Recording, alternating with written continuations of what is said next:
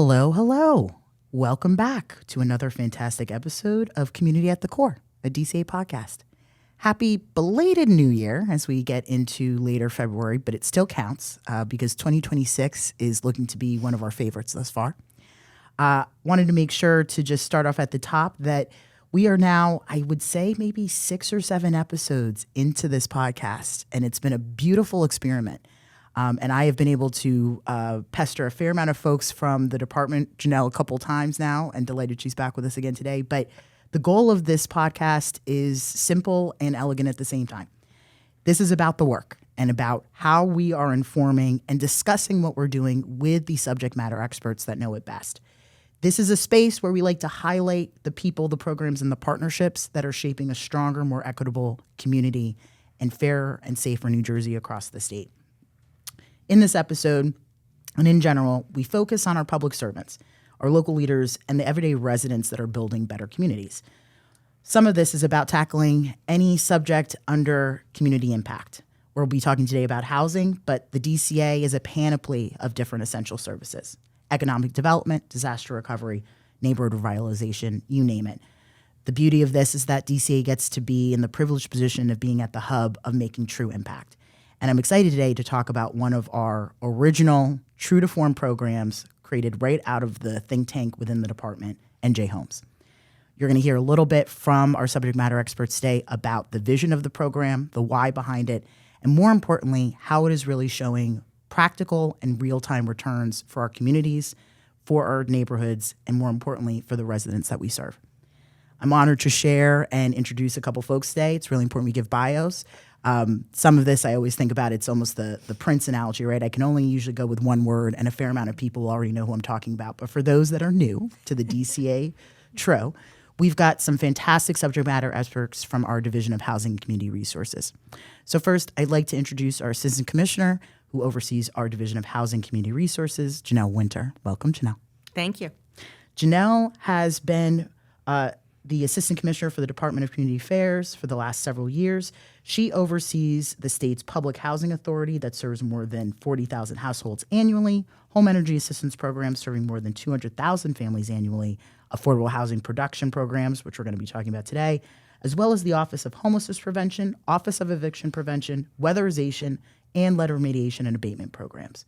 Janel also ensures that her division has intentional programmatic focus on neighborhood revitalization and a variety of other community development initiatives. Janel, under her leadership for the department, has managed the distribution of more than $2 billion in federal COVID-related funds to address rental and utility arrears and community revitalization and development throughout the state. It feels so long ago with COVID, and it really isn't. It really isn't, but it does. It feels like a lifetime. Yes, and all those lovely dollars that you had to get out the door. Wow. Prior to joining DCA, Janel had an incredible leadership background at overseeing the Office of Housing at the New Jersey Department of Human Services, where she was the associate director, as well as she was the associate director at the Corporation for Supportive Housing, CSH.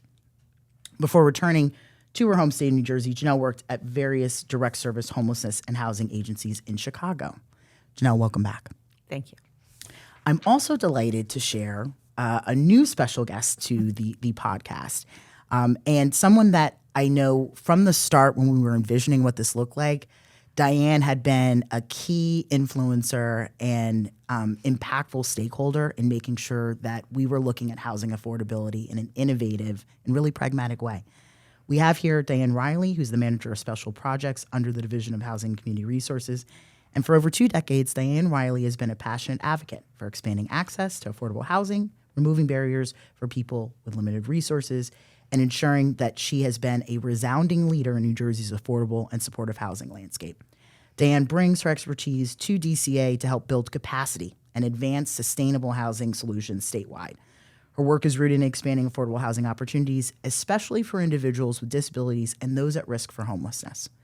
As former executive director of the Supportive Housing Association of New Jersey, SHA, Diane led a coalition of more than 100 housing developers, service providers, and corporate members focused on advancing affordable supportive housing policy. Under her leadership, SHA became a driving force in strengthening the state's infrastructure around housing and ensuring inclusive housing options, which I'm really excited to talk about today. In recognition of her impactful work, she was inducted into the New Jersey Housing and Economic Development Hall of Fame in 2024. Bravo for that. No small feat. Stiff competition out there, Diane, you know. Early in her career, Diane served as Director of Advocacy at the Community Food Bank, where she tackled intersections of hunger, housing insecurity, and poverty by mobilizing stakeholders and influencing public policy. Her commitment to social equity began at the Apostles House in Newark, where she supported homelessness and at-risk families through emergency and transitional housing services. Today, Diane continues to influence and advocate for affordable housing policy as a member of the Federal Home Loan Bank on New York's Affordable Housing Advisory Council. So you, not just Jersey, you like to full tri-state. Yeah. Love it. She also brings a faith-based perspective to her mission, serving as an archdeacon for mission and service in the Episcopal Diocese of Newark. Diane, welcome. Yeah, thank you. So happy to be here. So excited to have you both. Let's get right into it. So folks may have seen this acronym going around. I know we've tried to be pretty aggressive on our social, but NJHOMES is a first of its kind in the state of New Jersey. Now, for our listeners who are new to it, and really actually I think even people who are in this industry, right, as we start to really try to push and amplify the messaging of why this program is so essential and valuable, I'd like to hear, and Jay, maybe you could start off, what is NJHOMES? And you know we love our acronyms here, so appreciate the spell out. And why did we decide, and I'd say, you know, we as a department, a leadership team, to take on this type of approach and launch this program? So NJHOMES stands for New Jersey Housing Opportunities for Municipal Equity and Success. That's a mouthful, which is why we love to say NJHOMES instead. And it really came out of a desire on the part of the commissioner and the department to support towns across New Jersey in thinking through and fulfilling the needs of their communities for affordable housing. And affordable housing simply means housing that people can afford to live in. What's affordable housing for one person is different for someone else, but ultimately we know everybody needs an affordable place to live. And I think the overall goal of NJHOMES, it has two parts. The first is to really expand the vision of what affordable housing is. A lot of times people, towns, they have a really restricted vision of what affordable housing is. They're picturing one huge apartment building, and that's what affordable housing is. Or something where a developer is going to come in and say, I have to build 1,000 units to get you 100 units of affordable housing. And they're picturing their small town full of rolling hills and single-family homes and thinking, oh, no, this doesn't work at all. Mm-hmm. You know, where would we even put it? But really, affordable housing comes in all shapes and sizes. Any type of housing you can envision can be affordable. You know, we have versions from townhomes to actually affordable homeownership opportunities, you know, small starter homes for families to get started in. Apartments downtown where people who might work in your businesses live. Smaller kind of garden apartment buildings with 5, 10, 15 units, as well as in some places those larger buildings that really make a lot of sense there. But there are all sorts of different types of housing that work for people at different points in their life. We like to call it life cycle housing because when you think about it, very few people live and die their whole life in the same house that they were born in. There's still a couple people out there that might do that. But for most of us, we grow up, maybe our family might even move, we might live in a couple of places. We go off to our first job or to college, we live someplace there. As a young adult, might want to live in an apartment that's near, you know, transit opportunities or job opportunities, places to meet people. Then you take advantage of that, you meet someone, you decide you want to settle down, maybe you want to have children, maybe you're looking for a starter home. Maybe you want that starter home to be near where you grew up, near where your family is, and probably your parents want that to be near where they are so they can see those grandkids. And then maybe you have a few more kids, you need a bigger house. Same time, maybe your parents are thinking about stepping down. Maybe they don't need the big house they have anymore, but they want to be nearby, they want to be able to get around, they want someplace that's going to work for them. So you can see people living in all sorts of different types of housing throughout the course of their life. And throughout all that time, you know, there's a bill to pay. We've got to pay for it. So that housing needs to be affordable. But when you start to think of that mix, it really gives you a lot of options and a lot of opportunity to sit down as a town with your residents and say, what do we need? What do your kids need? When we think about where we're going to be as a town in 10 years, in 20 years, what do we want to look like and who do we want to have, living here? Do we want to just be a town of all, older people who've aged in place and no one else can come in? Or do we want a vibrant mix of people who are using our downtown and helping each other out and being good neighbors? So I think that's the first thing, is really just expanding that vision. And I think the second is around educating and supporting people about how to bring that vision into reality, about how to not just say, well, we wish we had that, but there's really no way for it. We really want to empower towns to say, no, you have the ability to think about what you need with your residents, to plan for it, and then to implement that plan. Again, a lot of times towns, when they were thinking about affordable housing, will say, well, doesn't a developer have to come to us and tell them what we have to do? And the answer is absolutely not. You as a town should own your plan. It should be what you and your residents want to make happen. And then you can tell developers, here's what we need in our town. This is what's going to work for us. So this is what we want you to do.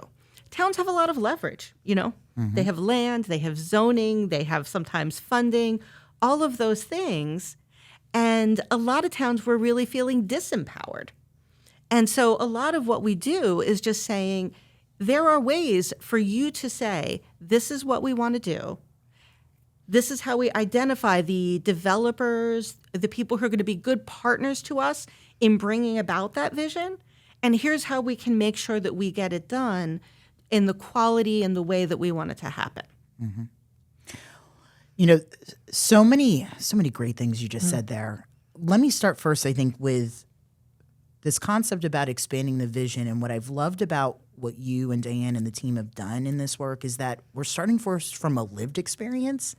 And so when you're describing, hey, you've got so many different life events and these beautiful opportunities and connections, right, that just happen organically and naturally in people. How are we letting that map and mirror into our housing? And that, to me, is, I think, where we're going to really build trust with the community. And I think also for our mayoral leadership, right, our municipal leadership, that gives them something to hang their hat on. Mm-hmm. And talking about life cycle, and we're going to keep saying that word, we really want it to be contagious. I'm going to put that out there, right, in a good way.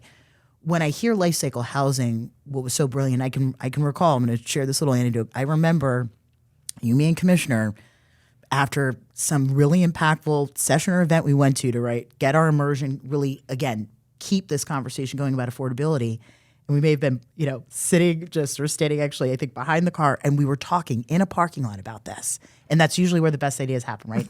Organically there, right?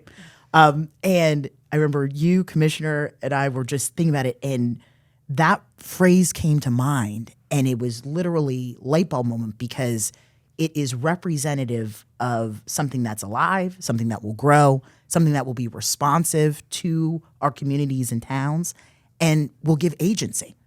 And I really love that concept, because it is something that I think people can digest. Now, you also mentioned this education and support. And I think that's, I know you put that as a second. It's like they are right neck and neck, right, as we were looking at vision expansion. But where we're coming in to give these resources. And, I want to shout out our municipalities across the state. We've got hundreds of towns. And we've got a lot of smart people who are working in these towns. But if you're not a developer, right, that's not your bread and butter. We've got to be able to empower our leadership to know what that means, to have the tools to advocate for it and understand it, and have the right discernment in an interactive process with our developers. That's how we're going to really get something sustainable. So I love that that's kind of our initial bedrock. Pivoting a little bit, Janel and Diane, at the heart of this is a struggle with housing affordability, right? We know we're in an affordability crisis. I think we've used that phrasing before on other episodes. Tell me, and Janel, I'd like to hear from you first, and then Diane, just also from your boots on the ground, what makes this moment in the state different? I think one thing we have that's different is that there's been legislation passed that has really taken a huge leadership role and a huge step in saying this is not just the problem of one group of people or one group of towns, But this is something that everyone in New Jersey needs to really grapple with. Because, and I think we really see it, because housing is really the platform for everything you want to do in a town and in a state. You know, if you don't have places for workers to live, you're not going to have new businesses coming in. Right. They're not going to be able to be successful. You're not going to have that new vitality that we need. If there aren't places for families to live, if family starts thinking, oh, if I want to have a family, I've got to move away. Mm-hmm. Well, we don't have a new generation coming up. And also, we start to see even some of our older generations moving away because people want to be near their families. Right. They want to support their families as they grow. So this isn't just the problem or the issue of necessarily one person, one group of people who are looking for housing, but everything really kind of flows from that. And I think that's what we really saw with the legislature, with all of the people behind really embracing this type of legislation, is saying that if we want the state to continue to be the place that it is, one of the most popular places to live, one of the most successful places that people want to be, we really have to get this under control. Mm-hmm. We really have to figure out how this is going to work. And also, just as with any crisis, you want to be able to engage with it proactively. You don't want to wait for things to happen to you. And that's kind of at the more local level, the message we give to towns. You don't want to, nobody likes things to have things come in and be inflicted on them. You know, even if they're for the best or they think they're the person doing it has the best of intentions, nobody likes that. Everyone wants to be part of the decision making. Mm-hmm. And I think that's what a big part of that legislation in this moment is about, is not saying, here's some cookie cutter plan that everyone has to do. The plans people develop and the affordable housing they need is tailored to every single town. So what works here does not work over here. What you need to do here isn't going to be the same as someplace else. And DCA was charged with playing a huge role in developing what those individualized needs look like.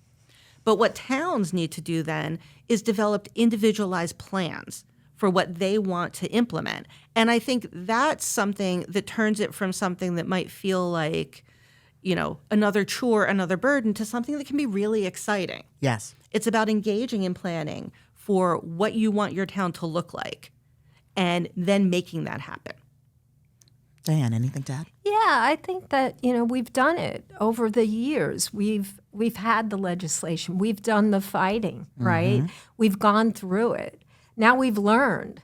We've learned that we have to build it because we have a bigger and bigger and growing state that we want to be more and more successful. And we have a lot of assets, and people are our biggest asset. So we have to empower them. We have to make them successful. And the only way we can do that is with affordability and making it affordable for everyone to live here, right? So now we're at this tipping point where we've got the legislation. We've got the legislation that we want, and we've got some infrastructure around it here at DCA helping.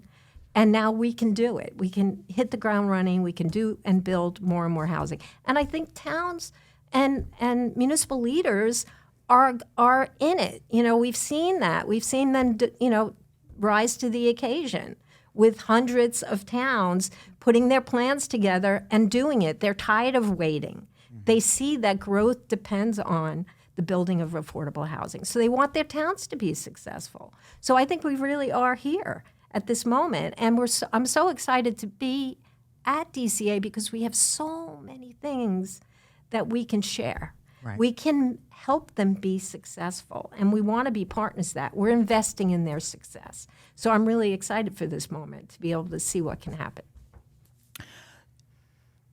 What I love hearing, I think, in what you both have given about this being different is that we've got an attitudinal shift, right? And going back, and I think, Janel, you had said this, Diane, as well. When we're looking at this legislation, I think being a formal recognition that things needed to be properly complemented, all the players, and some, I think, intentional data also around that. And I can remember a storied winter a couple years back. Mm-hmm. We were really working hard with our legislative partners, with the governor's office, right? with all of our stakeholders to figure out something that was going to be long-term, measurable, and sustainable. Because I think everybody could agree it was not the best it could be. And that was good, because small favors in government when everyone can get around something, including an issue.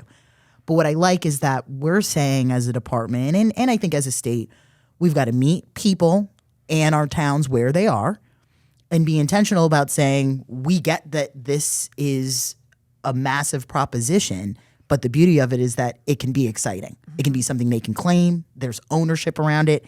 And to me, we've now have a really positive momentum and domino effect of more folks believing in what they're seeing. And we, for all of the currency and efforts that the team has done, there is nothing more powerful than having echoes of some endorsement about why this works. And when I'm thinking a bit too about even the legislation, right? We've got certain mandates that come into play, but what I love about NJ Homes is that it's taken that legislation and set it in a way that I think is more digestible. But I'd like to hear from you both. How have we gotten a little bit more practical? How have we been a bit more responsive to the current needs and temperatures with the way that we've set up NJ Homes? I think some things that make it really practical are we've really looked at providing support in a variety of different ways to towns. And so one of the ways that I know towns always like to hear about is financially. So we've provided towns with grants for 2 years to fund someone to really take a leadership role in making sure that the town is developing a plan and then actually developing housing. If this is something important, we need someone whose job it is to lead that role. We need someone whose job it is to understand it and to really take it on and be responsible for it. Right. You know, it can't just be another hat worn by someone who's already wearing 50 different hats in the town. Right. You know, so that's one thing that we've done is said, you know, we want to fund this. We want to make sure there's someone there. Financially also, we've created a fund of $10 million that's available to the first 10 towns in our first NJ Homes cohort to fund pre-development costs, those early costs of figuring out what it is you want to do and how do we get it moving. And so that's really important too, because those early days can be the hardest. And so we're funding expertise and financial assistance in getting things started. We're also providing an educational curriculum around different aspects of housing geared not for developers, but for local government officials, for people who are going to do it from that side of the table. That's right. So that they can really feel comfortable about how do we do this. And we're adding to that technical support from the experts here at DCA, you know, in planning, in financing, in local government. All of those things, we want to bring together the towns with people who can help them to really get their vision on the road to actually be right in front of us. And Diane's really played a huge role in developing what that educational curriculum should look like, and kind of herding all of the DCA cats into the best ways for us to work with towns to provide that expertise. So she can really tell us about how that's been going. Yeah, it's great. So we have these 10 towns that applied for this original, I call it a learning community, because it really is not only learning some specific topics, meeting people here at DCA who are the subject matter experts, right? Having access to them as they, you know, basically taught some of the units, but also learning from each other. So, you know, there's a variety of towns, some urban, some suburban, some rural, and some big, some small. They all have slightly different problems and barriers to overcome, but they all have a lot of similarities. So why reinvent the wheel? So when you talk about reaching out to developers, how do you find a good developer? How do you create an RFP? How do you get the best out of your development? Can that developer also, you know, build a park, you know, a community agreement? Some of these towns have done these things, and they share them with each other, right? So we have an immense amount of knowledge here at DCA. And to bring that knowledge to these towns and have them dialogue and ask questions and look at their problems specifically is really a great gift to them. So I've been, a fly on the wall, bringing this training to them, but really I'm learning so much from them, and they're learning so much from each other. And then when we don't have the expertise, right? When we know we don't, accessory dwelling units, for example, it's so new here in New Jersey. We don't have that expertise. We go outside. We bring someone in from on the national level that has done a lot of work in ADUs in different states. So we bring that person in. So we're able to tap all of our relationships, right? All the relationships we have to bring what needs to be done. And they bring our problems to us, and then we offer them somebody who's going to help them. So it's really exciting to see. I think that word relationship is really important too. I think one of the most exciting, somewhat unanticipated consequences of going through this is how much the cohort or the learning collective has really become a collective, a cohort. After the formal education was over, they wanted to keep meeting on their own, with us to kind of help coordinate and facilitate that, but keep coming together because they'd built those relationships and they were learning from each other. They wanted to continue doing that. I don't think that maybe we should have, but I don't think we did foresee it happening in quite the way it did. But that makes it more beautiful in a way because it's more organic. It's not us making people sit in a room together, but it's people saying, we want to talk these problems out together because we keep learning from each other. And the more we have those conversations, the more people see different ways of doing things. And the more they then go out and talk to someone else and say, oh, I didn't do that. We're not doing that in our town, but this other town is doing it. You should talk to them. And then suddenly we have that buzz going on all across the state of where stuff is really going on. And it gives all of those municipal leaders a chance to really showcase what they're doing and what their towns are doing and the innovative things that they've thought of as well. Yeah. What I love about this, and I feel like we've run into this, I think, as a department generally, and I think it's a common challenge in government, is that so many people don't know where to go. And then I think it's this misconception that if you're in government, you already know. And I think anybody who's been in Jersey knows long enough, just when you have it all figured out, there's about 50 other things you didn't realize, right? Because it is so expansive. And so when I hear the fact that we're trying to, I think, in many ways, take something that would be experiential learning and then applying it to a policy and real world issue that we know is going to make a change, we're really giving people the chance to claim this in a really special way. And what I also have loved about the approach that both of you have taken in the team, right, especially like at the cohort, is, we don't gatekeep.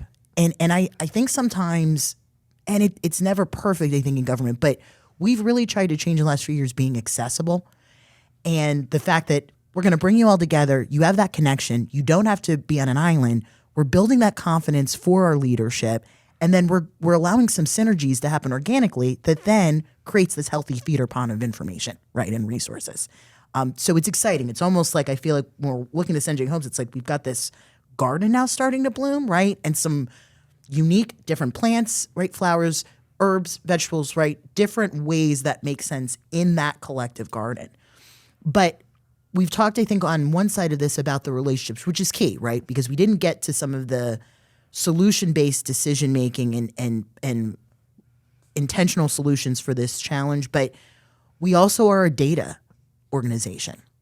And when I've looked at what both, you have done and where we've tried to also take other resources in the department, so we've got obviously a healthy data cohort right in-house, and we've got something that we've continued to expand for the department globally, but I'd like to hear also about where we've used the data to make these community-based, human-informed decisions. And that's, I think, where this is also gets a little bit magical. So share with me a little bit where we've been taking our data and even educate, I think, our listeners about what data are we using to really make this program incredibly successful and to build upon it.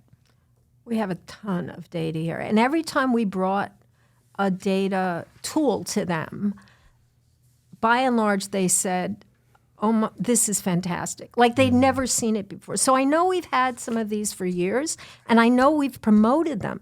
But I will tell you, we just have to keep promoting them because we have so much data available. And it's data to say, what does your town look like? Who lives there? We have an affordable housing dashboard. Who lives there? What is their demographic? Where are the needs? We look at the data hub. What are the actual parcels? Where is there vacant land? Where is your infrastructure? Looking really specifically and really detailed in a really detailed way. That can only inform what kind of housing they want to build, right? We had a whole healthy discussion about rent control, and towns wanted to talk about that. They wanted to say, well, where are what towns have rent control? Well, we have a rent control survey. I just learned this like 2 weeks ago. We have a rent control survey. We've done a rent control survey. We know the towns that have rent control. We know what the ordinances look like so that these towns can now, if they are even entertaining it, they don't have to reinvent the wheel. They can read what other towns have done. They can reach out to those other towns. They can look at it, what works, what doesn't. And we built a new tool because, that's what we do. We just build a new tool, a beautiful choice tool, which takes all of the data about what towns need to be building in the next 10 years and then looks at different options. They can play with it. It's like, if I built, 2 duplexes, what would that do? If I, depending on the population, how many credits would I get for that? We have pictures up and different things. So towns can it's not only towns can be empowered. This is open not just to this first cohort. That tool is online. They can be using it. Advocates could be using it. The data is transparent, but they can actually start to dream and play with it in a very real way, and then begin to think about what they might want to include further down the road in their plan. So I just think we have a wealth of data, and we base everything on the data. And we have data to help them analyze whether or not something is cost effective. We have a whole municipal government division that does nothing but help towns do that, right? And they've written wonderful handbooks. And we had the head of that division do a presentation. And then we looked at the tool that goes along with that, which is that specific town's data. And saying, what if we did do this? What if we offered a pilot? What would that look like? Is it cost effective? So there's just so much data that, we just have to keep showing them and teaching them how to use it really effectively, again and again, I think. Right. And I think one thing that DCA as a whole has done, not just for this project, but all over, has been trying to take that, what's really a sea of data. You can get lost in it. Right. You can look at it and say, like, well, I don't know what to do with this overwhelming amount of data. How do I know what's important to me? How do I know how to use it? Has been taking that data and building tools out of it so that towns then can use it. Doing some of the comparisons, doing some of the back-end work, doing some of the math. Right. And using that and then creating a tool so that you as a town can go in, your information's already preloaded in there, and you can look at various scenarios around, like, should we be providing a payment in lieu of taxes? What does it mean? What will that mean economically over the long term? And just that right there provides a level of empowerment that a lot of towns didn't have before. One of the things that we created for NJHOMES was, as Diane said, a choice tool that provides information about the type of housing that's already been developed in New Jersey. And that's a type of data too. It's not, in that case, it's pictures. It's who paid for this? How did it get paid for? Who lives in it? Where is it located? What type of town is it in? When we were creating it, we jokingly referred to it as kind of our like Amazon of affordable housing. That you should be able to look and see a picture and be like, ooh, I want that. And just, hit the cart and put it in your cart, and then it can become part of your plan. But just giving, and these are available not just to towns, but to the people who live in those towns too. Just giving people a way to see, all sorts of things that they didn't know about their own town, about the state, and about what's available. What I love, and I remember even one time this is probably in the countless presentations you made, and I got the pleasure to watch you in one of them, and you used the word menu. And what I loved about that is that it's so smart, because what we're talking about is really, really empowering choice. And when we're able to give informed choice, and for us to be of the assumption everyone knows these things are out there, what I've loved is that we all as a team, and you both have said, let's ask these really hard questions of, does this make sense? If we were able to throw this out to the ethos, all these data sets, right, some of these intersecting indicators, would someone be able to understand it? And if they don't, then what do we need to change about that? And what I love is the humility as government of saying, where are we going to give people informed choice? Here's ways that they can make that choice that are successful. And then also, here's opportunities to think beyond even what we can conceptualize. And that happens when you've got information. Yeah. So it's been exciting because we've talked about data-driven decision-making. That's one of our mantras at the department. I think everybody probably knows it by heart right now. But seeing it, I think, in live action in real time with this program is exciting. And then I think because we've got different approaches and scenarios every time we're working with these towns. And that's the beauty of New Jersey. And you know what's great about the pictures? Pictures worth 1,000 words. So this Yes. is not just for the developers or just for the municipal leaders.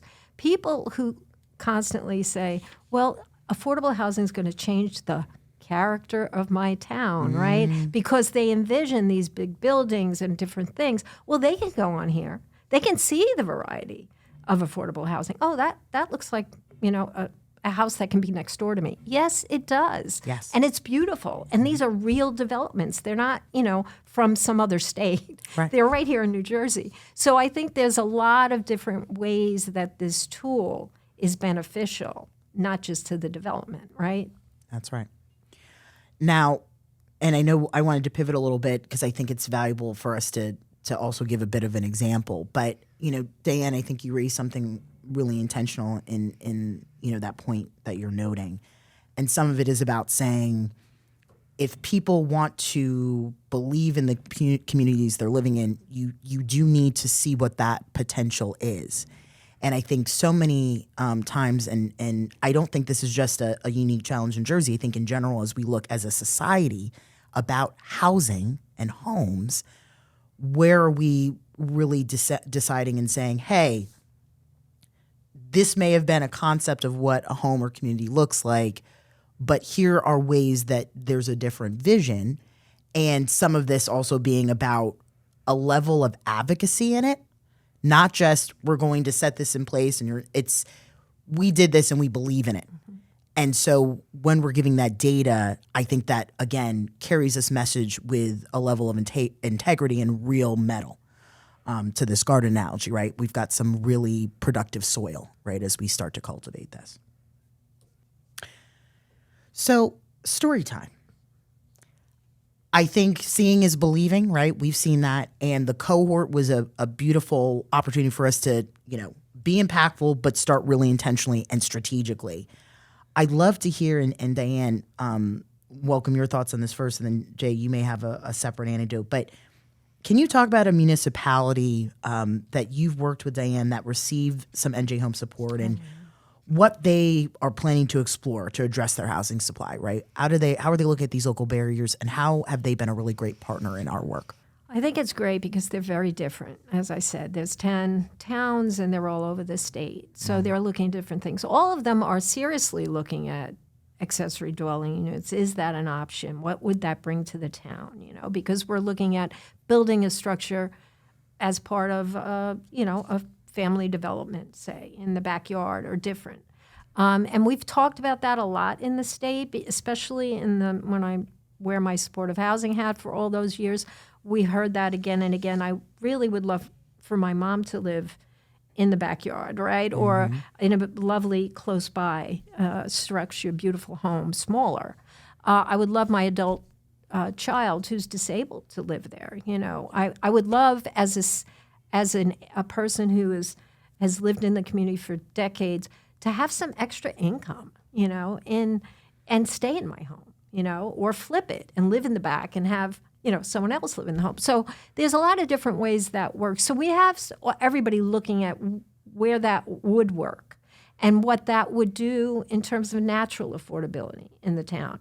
Or would it help with their obligations or responsibilities? How would it help? How would it have to be structured? So they're all looking at that. One town in particular really did a lot of research and is looking at a really interesting structure where it's a manufactured ADU toolkit where it's a home that can be basically dropped in and self-sustaining. And self-sustaining is attractive because we have towns that don't have the infrastructure, right? They're septic. They can't plug in to the sewer system the way that other towns can. So that's going to be exciting to see if that actually comes into being, and whether or not that town's going to have to shift it, and not get all of that. But how would that work? So I think all of the cohort, and as Janel said, we're still meeting. They want to meet monthly. There's lots still to learn.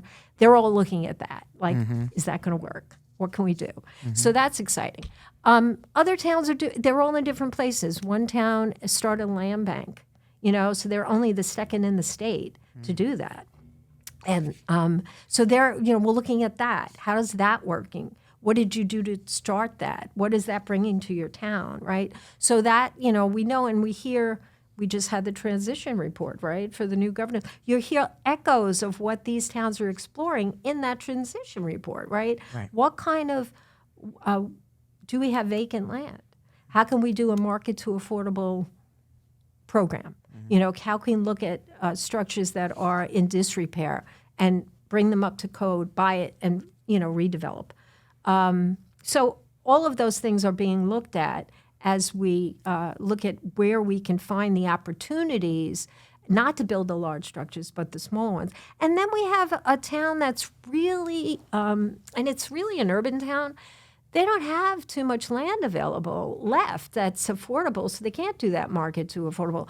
They're really seriously looking at the faith-based partnerships, right? And I wear that hat too.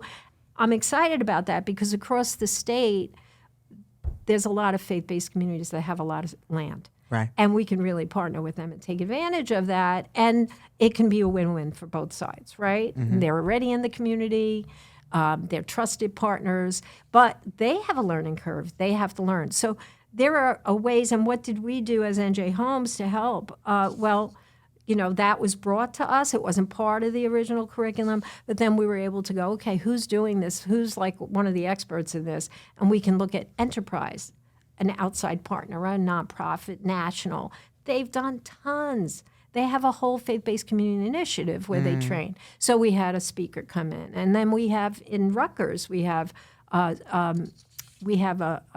woman there working, and she's done a national, report that's looking at all the faith-based projects going on nationally. And she brought policy decisions to the team. And she came and talked about that and when that report's going to come out and what other states have done in terms of their policy and legislation to support this.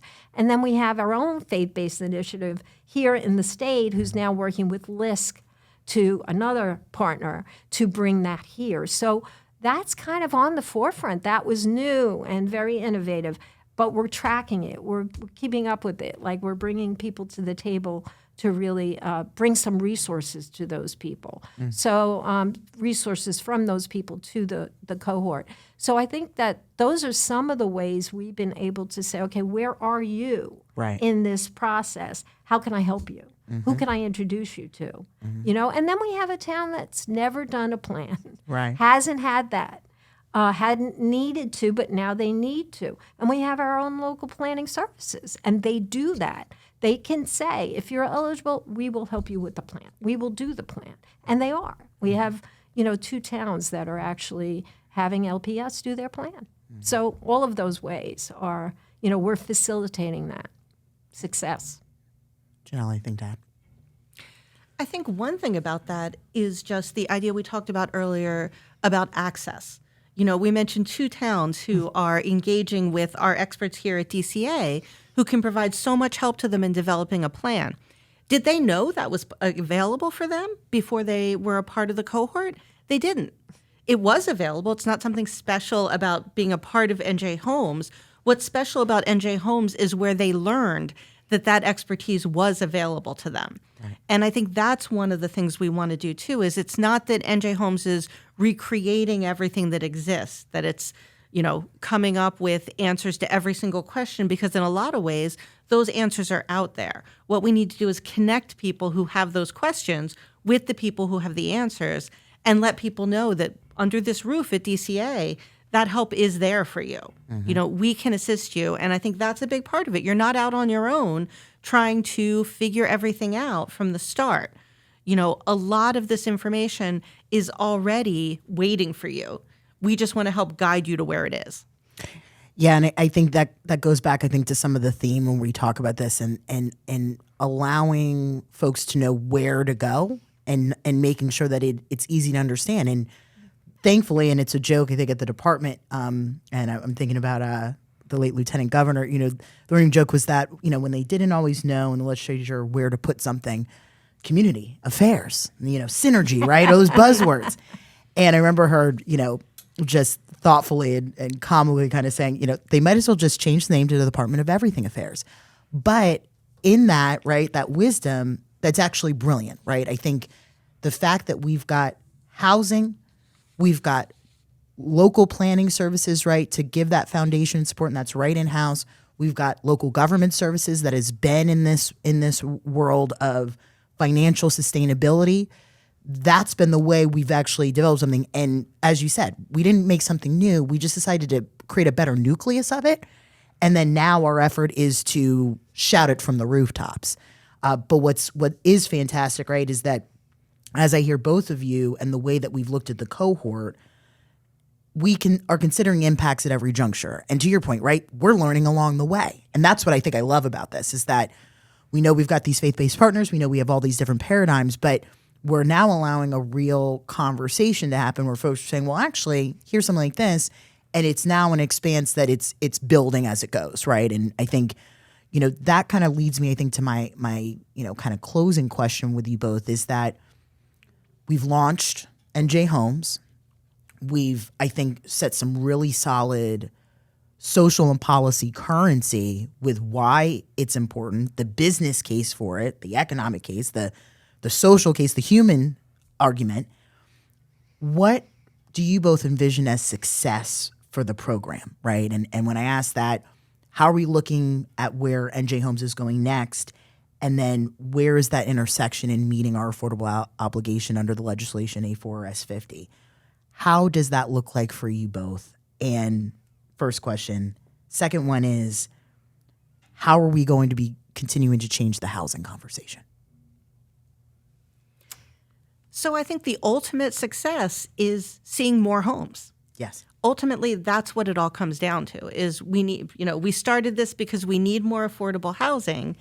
And that's how we know. In some ways, this business is, really, really pragmatic. We need more housing. You can tell if there's more housing. You can see it. Yes. You can go out, you can see, did we build it? Yes, we did. Mm-hmm. And I think that's really going to be the key. We want to see these towns who are so excited about this, and we're really confident that they will do it. We need them to, we need to help them to kind of complete that loop, to say, okay, we got started, we're excited, we want to do this. Let's make sure they have everything they need to go ahead and complete that loop. And then I think that becomes our best advertisement for doing more and more of this. That's right. That here are towns who've been successful in developing all different types of housing, and then they become the best, our best marketers. They're out there. How the conversation changes is that they are starting to take the lead in that conversation.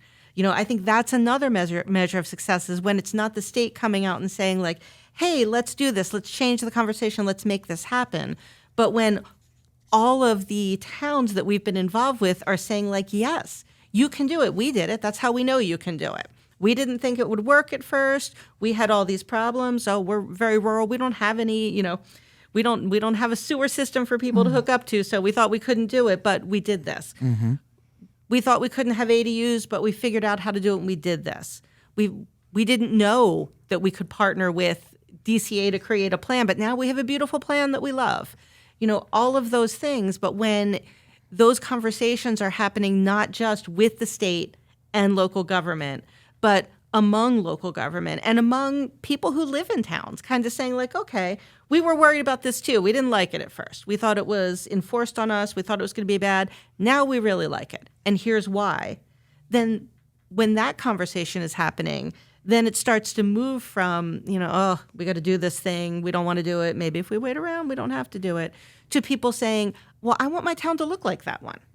I want it to be vibrant like that. I want it to have those businesses. How do I get it? And then that town says, you got to do housing. It's where it all starts. Yeah, I agree.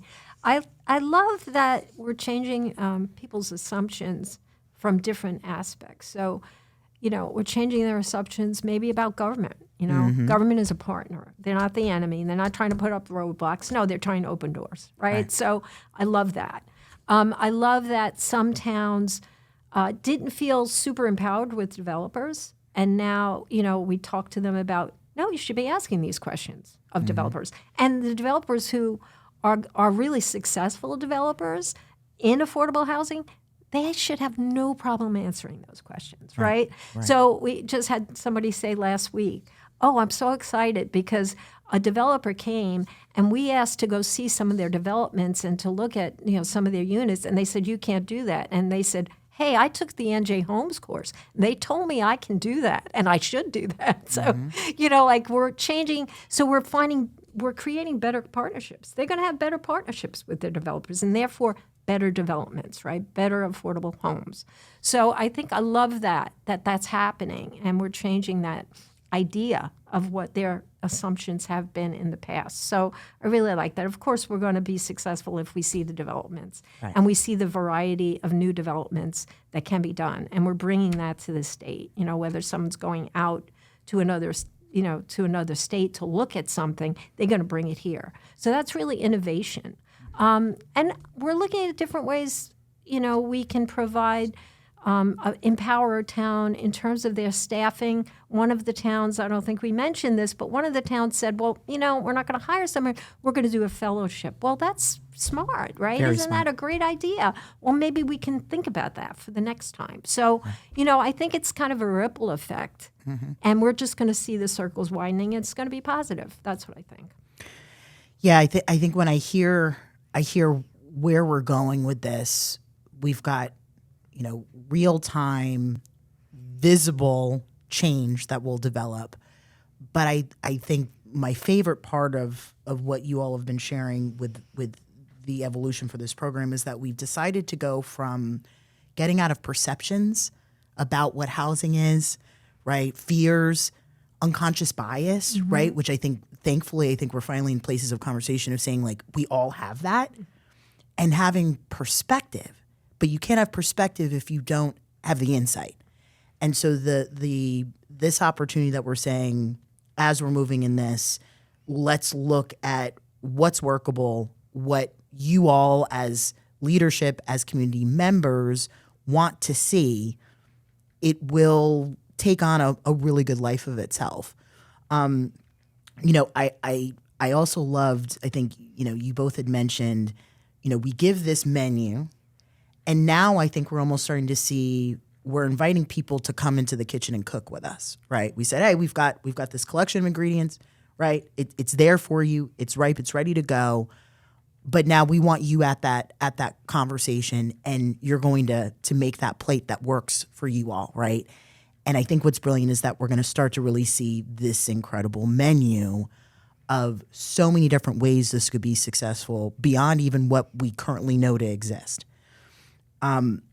I want to thank you both, because I think when we talk about housing and the way in which we're really, like you said, deciding that government is working for people, this is something that people can see, they can support, they can understand, and they can be a part of the conversation. I would encourage anyone who hasn't checked out already, and I know, sometimes when we listen to these programs, we're thinking, oh, it's just about municipal leadership. And what I love that you both had shared today is this is about everybody. And we've got so many partners in this. So for folks that have not looked at NJ Homes, and we'll be blasting this through the socials, I think we're going to have a separate popular branding campaign because this is so important and it's so helpful.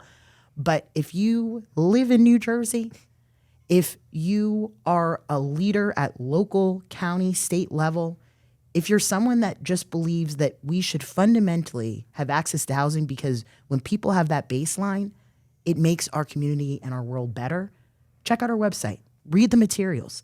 Ask us questions. We love to answer them. And we've got a lot of smart people here to do it. So I thank you for tuning in. Please check out more.